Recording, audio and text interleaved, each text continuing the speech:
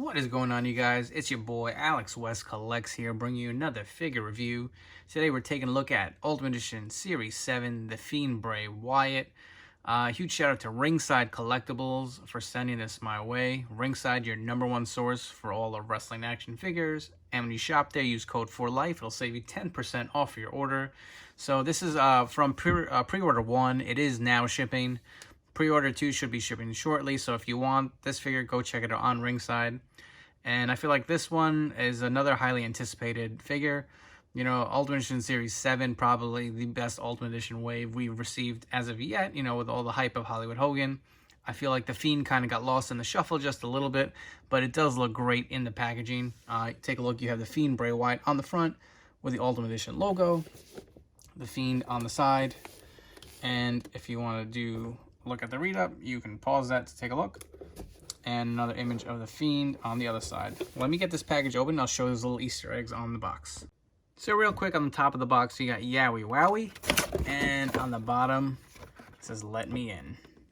So here we have the Ultimate Fiend out of the packaging, and this figure is really, really good. I mean, honestly, when I first saw some of the proto images, and then kind of the final production stuff at Ringside Fest a few weeks back, I thought the proportions looked a little off, but now that I have the figure in hand, it looks pretty good. So getting into the accessories, obviously he does not come with a lantern. This is from the Elite figure. Just figured I'd throw it on there just to give you an idea of how it looks. But let's start off with the accessories and look at this beautiful Fiend title belt. Look at that detail. Look at that face. So good. Hurt heel on it. Got these nice little buckles on the ends. Show you how it looks on the other side. You have a nice leathering. Stitching over here looks very good. Kind of like a 3D image, if you could see it. Bravo, Mattel did a good job with this. I really like this.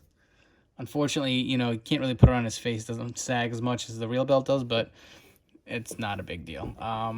Taking a look at the arms. It's come with the interchangeable arms, so if you want to have him in his ring attire or with the entrance jacket, I'm definitely going to get another one. I mean, I splurged on Hollywood Hogan, so I couldn't get 2 Fiends, but I will go back on Ringside and eventually order another one to display with jacket and one to display in his ring attire. So that's the head with the tongue out. I like this head. It'll be good to do certain action shots and pictures for your fig photography. But personally, I think I like this head the best. This looks very good. And he does have the praying hands, if you can see it on there. It's kind of hard to see in this lighting, but they are there.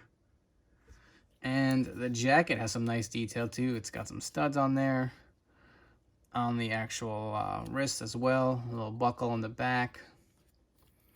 And if you do want to display his ring gear, just pop these arms right off. Pop the other arms right on. And I love this feature on these figures. I hated those rubber jackets we used to get with Undertaker.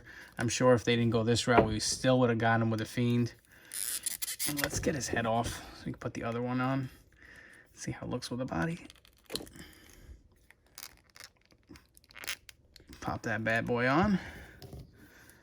There you go. You got the Fiend all in his ring gear. One gripe, I wish they would have a molded belt buckle for him. They did this with the Elite figure as well. So that's one thing I wish they would eventually do with this fig. I feel like he deserves it. One of the best characters we've seen in a long time. Check out the tat details. Very nicely done. This guy's got so many tattoos, man. Continuing on the back. And these pants are a little lighter than the Elite figure, and we will get into that. I do have that figure. We'll throw in some comparisons. Love the new sculpted boots. Does have the toe articulation as well. Yellow boot. So all in all, very nicely done. This Fiend figure came out great.